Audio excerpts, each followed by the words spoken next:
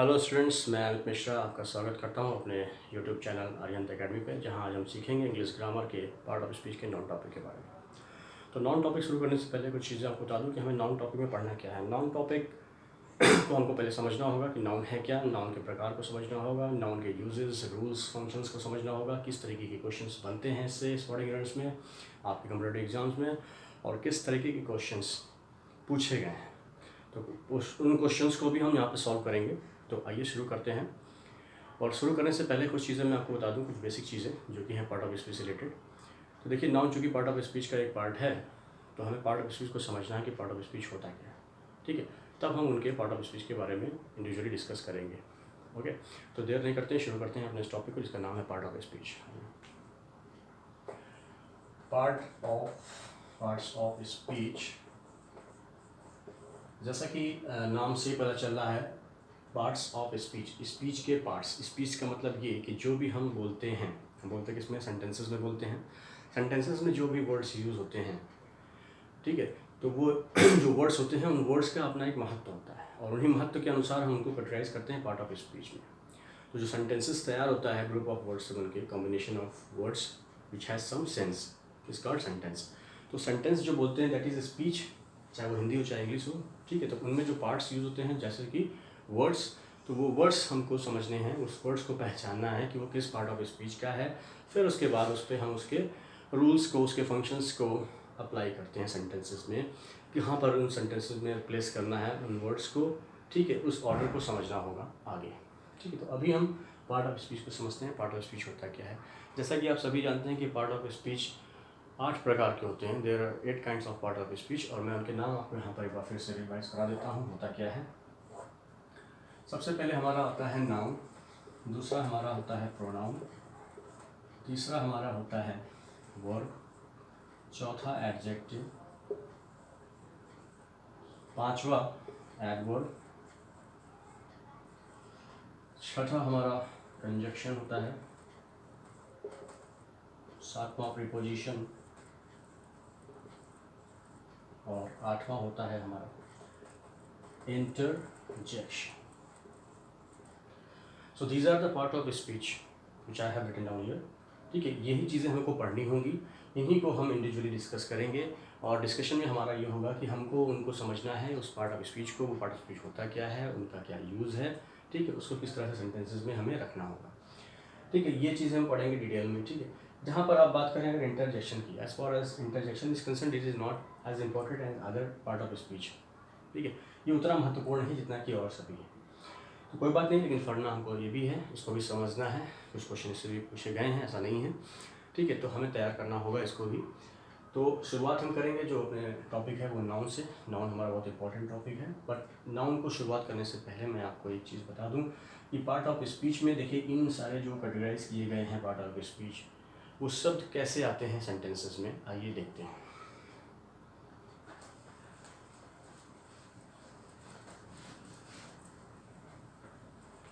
चलिए लेते हैं एक एग्जांपल, जहाँ पर मैं कोशिश करूँगा कि almost all part of speech उस सेंटेंस में आ जाए। ठीक, ताकि आपको समझ में आसानी हो, और मतलब क्या है पार्ट ऑफ स्पीच का ये समझ में आ जाए। जैसे मान लीजिए मैंने एक सेंटेंस लिखा है, smart John and I went to market slowly. तो यहाँ पर आप देख रहे हैं एक सेंटेंस मैंने लिखा है, ठीक है, जहाँ पर वर्ड्स लिखे गए हैं, और इन्हीं कॉम्बिनेशन ऑफ वर्ड्स से मिलकर एक सेंटेंस हमारा बन रहा है। ठीक है, एक सेंटेंस का निर्माण कैसे होता है, जो ग्रुप ऑफ वर्ड्स से बनते हैं और उनका एक सेंस निकलता है। तो यहाँ पर आप देखेंगे स्मार्ट एक वर्ड है, जॉन एक वर्ड है, एंड है, आई है, वेंट है, टू है, मार्केट है, and slowly, these are the words. ठीक है, अब ये वर्ड का किस तरीके से सेंटेंस में रखना है, किस जगह पे रखना है, तो उसके पहले आपको समझना होगा कि वर्ड किस कैटेगरी का है, किस पार्ट ऑफ स्पीच का है, तभी आप उसको सही जगह पे प्लेस कर पाएंगे सेंटेंसेस में। तो आइए समझते हैं पहले कि देखिए, अगर हम इस वर्ड की बात करें, ये वर्ड है स्मार्ट। स्मार्ट क्या है, ये किसी की विशेषता बता रहा है, वो चाहे व्यक्ति हो चाहे वस्तु हो, और व्यक्ति और वस्तु की विशेषता बताने वाले का कार्य जो करता है, जिसका रोल होता है, वो होता है एडजेक्टिव। ठीक, हम उसको डिटेल में पढ़ेंगे, बट अभी समझने के लिए पार्ट ऑफ स्पीच है क्या वो समझ रहे हैं। तो ये हो जाएगा आपका एडजेक्टिव। जॉन चूँकि एडजेक्टिव नाउन की विशेषता बताता है, तो यहाँ पर जॉन एक व्यक्ति है जिसका नाम है जॉन, ये हो जाएगा आपका नाउन। ठीक है, अभी इस बात नहीं कर रहे हैं कि ये प्रॉपर नाउन है, कॉमन नाउन है, इस पर अभी कोई डिस्कशन नहीं है, डिटेल में हम पढ़ेंगे नाउन में। अभी जान लीजिए नाउन कैटेगरी में आ रहा है। और ये है एंड, ये एक ऐसा शब्द है जो क्या कर रहा है, दो वर्ड्स को कनेक्ट कर रहा है, और कनेक्शन का काम कौन करता है, कौन सा पार्ट ऑफ स्पीच, आप सभी जानते हैं, वो है कंजक्शन। तो कंजक्शन दो वर्ड और दो सेंटेंसेस को जोड़ता है। तो ये आपने देखा एंड एक शब्द है जो कंजक्शन का रोल प्ले कर रहा है। आई क्या है, देखिए आई एक ऐसा शब्द है या यूँ कहें एक ऐसा वर्ड है which is use in place of noun, यानी नाउन की जगह पे जो हम वर्ड यूज़ करते हैं वो आता है प्रोनाउन के अंतर्गत। तो ये हो जाएगा प्रोनाउन आपका। नेक्स्ट आता है वेंट। वेंट क्या है, एक एक्शन को डिनोट कर रहा है। ठीक है, यहाँ पर हम टेंसेस की बात नहीं कर रहे हैं, ये गो का पास्ट है वेंट, जो कि बता रहा है कि भूतकाल में जाने का कार्य हुआ। तो जो वेंट है that the word which express action is called verb. तो ये क्या हो जाएगा आपका वर्ब के अंतर्गत आ जाएगा। ठीक है, क्यों, क्योंकि ये एक्शन का काम कर रहा है, यानी किसी भी एक्शन को दर्शाने के लिए जो शब्द यूज़ किया जाता है वो आता है वर्ब में। अगला आप देखेंगे टू। देखिए देखने में बहुत छोटा है लेकिन बहुत ही इंपॉर्टेंट पार्ट ऑफ स्पीच का हिस्सा ये आपका है प्रीपोजिशन। ठीक है, जिसमें अच्छे से अच्छे लोग कंफ्यूज हो जाते हैं। तो प्रीपोजिशन जो होता है, जिसका रोल होता है, वो वर्ड जो नाउन और प्रोनाउन का संबंध दूसरे वर्ड्स के साथ करे सेंटेंसेस में, यानी कि जो वर्ड रिलेशनशिप इस्टेब्लिश करे दूसरे शब्दों के साथ सेंटेंस के, वो काम करता है प्रीपोजिशन का। ठीक है, अब आते हैं अगला मार्केट पे। मार्केट भी क्या है, किसी जगह का नाम है। जगह का नाम का मतलब जब हम किसी स्थान के नाम की बात करते हैं तो किसके अंतर्गत आता है, वो आता है नाउन के अंतर्गत। तो मार्केट भी एक नाउन है। स्लोली क्या है, स्लोली क्या दर्शा रहा है, ये बता रहा है कि जो कार्य किया जा रहा है या किया गया है वो किस तरीके से किया गया, तो उसको ये मॉडिफाई कर रहा है। तो जब ऐसा वर्ड जो मॉडिफाई करे किसी एक्शन को, वो आता है आपके एडवर्ब की कैटेगरी में। तो ये आपका हो जाएगा एडवर्ब। तो आप यहाँ पर देख सकते हैं कि मैंने एक सेंटेंस में ऑलमोस्ट सारे प्रीपोजिशन को कवर कर लिया इंटरजेक्शन को छोड़कर। तो इसी तरीके से छोटा हो या बड़ा हो सेंटेंस, सभी में आपको जो वर्ड्स यूज़ करने हैं वो यूज होते हैं पार्ट ऑफ स्पीच के ही, और किस तरीके से किस जगह पर रखना है, उपयुक्त तरीके से आपको सेंटेंस में जो रखना है, एप्रोप्रिएट यूज़ ही आपको समझना है पार्ट ऑफ स्पीच में। ठीक है, तो इसको हम इंडिविजुअली समझेंगे अलग अलग पार्ट ऑफ स्पीच में। यहाँ पर आपको मुझे दिखाना था कि पार्ट ऑफ स्पीच एक्चुअली क्या है। ये जो स्पीच है उसके जो पार्ट्स हैं that is called parts of speech. और हर पार्ट ऑफ स्पीच में अपने आप में सब महत्व रखते हैं और उन्हीं महत्व के अनुसार हम उनको कैटेगराइज किए हैं पार्ट ऑफ स्पीच में। ठीक है, तो आइए आगे बढ़ते हैं और डिस्कस करते हैं वन बाय वन, जहाँ पर हमारा सबसे पहले स्टार्ट होगा टॉपिक नाउन।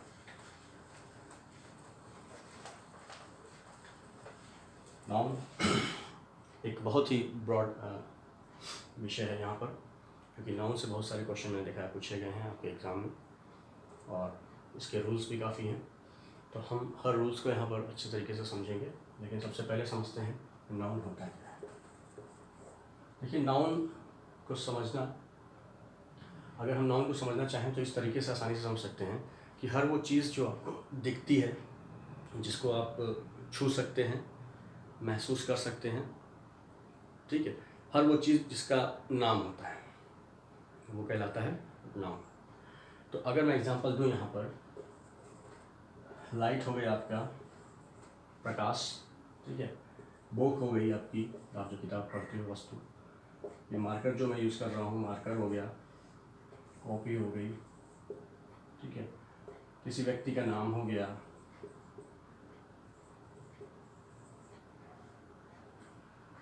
किसी जगह का नाम हो गया,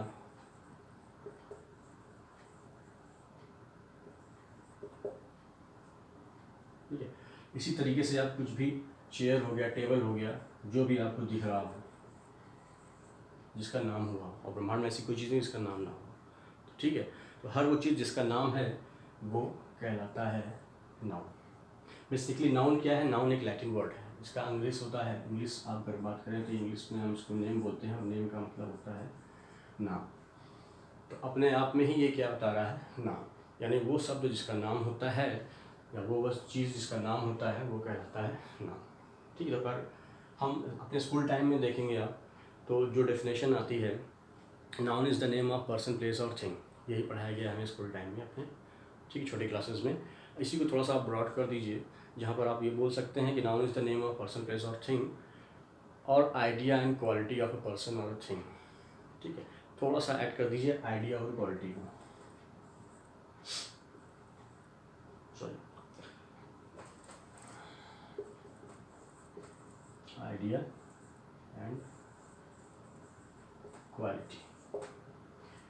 ठीक है, ये चीज़ें थोड़ी सी ऐड हो जाती हैं, लेकिन चूंकि हमें डेफिनेशन से कोई मतलब नहीं है, डेफिनेशन से कोई क्वेश्चंस नहीं पूछे जाएंगे आपके कॉम्पिटेटिव एग्जाम से, लेकिन आपकी जानकारी के लिए आपको बताना है कि डेफिनेशंस होता क्या है। ठीक है, और एक चीज़ इसमें आपको बतानी है, अगर हम इससे भी आसान तरीके से समझना चाहें कि नाउन होता क्या है, तो हम एक वन लाइनर डेफिनेशन दे सकते हैं, जिसे आप कह सकते हो, every naming word is called noun. अब आपको क्लियर हो गया होगा कि अगर एक सेंटेंस में हमें ऐसे डेफिनेशन देनी है और समझना है कि होता है क्या नाउन, तो वो ये है कि हर वो चीज़ जिसका नाम होता है, ठीक है, हर शब्द जिसका नाम है वो क्या है, नाउन है। ठीक है, आप अपने आसपास देख सकते हो कुछ भी, ठीक है, बॉय है, मैन है, गोट है, ठीक है, एलिफेंट है, कुछ भी, whatever you can see in your surrounding, all are noun. ठीक है, तो आपको क्या करना है, एक डेफिनेशन हमने आपको यहाँ पर दे दी वन लाइन, जिसका मतलब है यहाँ पर कि हर वो चीज़ जिसका नाम होता है वो होती है नाउन। तो यहाँ तक तो क्लियर हो गया। अब हम आगे बढ़ते हैं काइंड्स ऑफ नाउन में। ठीक है, यहाँ तक आपको समझ में आ गया होगा आई होप। अगला स्टेप होगा हमारा काइंड्स ऑफ नाउन में।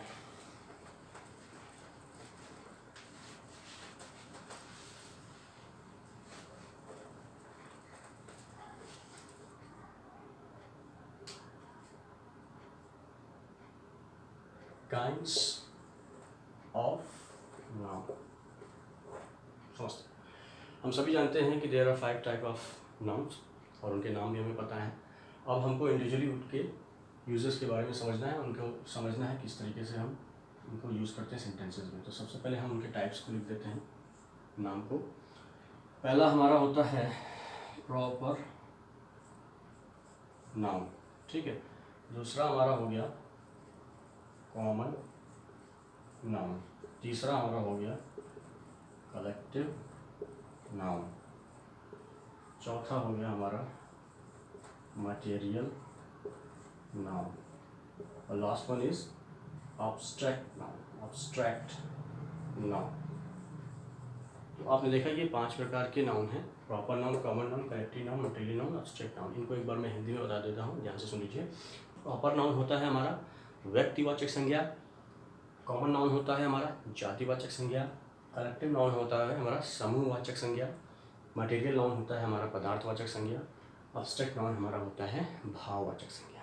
ठीक है, तो ये इनकी हिंदी में अर्थ है। ठीक है, हम फिलहाल इसको आपको इंग्लिश में लिखा देंगे, लेकिन हिंदी में आपको समझा दे रहे हैं क्या होता है क्या है। ठीक है, तो proper noun, common noun, collective noun, material noun, ये 5 प्रकार के होते हैं, और हमको इनको इंडिविजुअली यहाँ पर समझना है। स्टार्ट हम यहाँ पे करेंगे प्रॉपर नाउन से विद एग्जाम्पल। ठीक है, पहले समझते हैं प्रॉपर नाउन होता क्या है, फिर उसका हम एग्जाम्पल देखेंगे।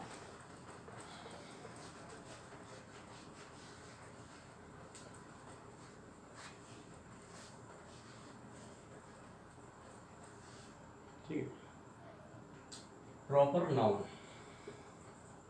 जैसा कि नाम से आपको लग रहा है, कोई चीज़ जो प्रॉपर है, प्रॉपर का मतलब कोई चीज़ जो विशेष पर्टिकुलर है।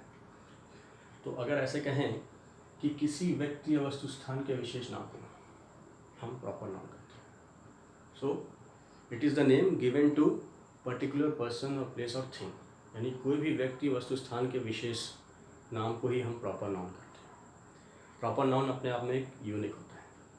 ठीक है, तो अगर हम एग्जांपल लेते हैं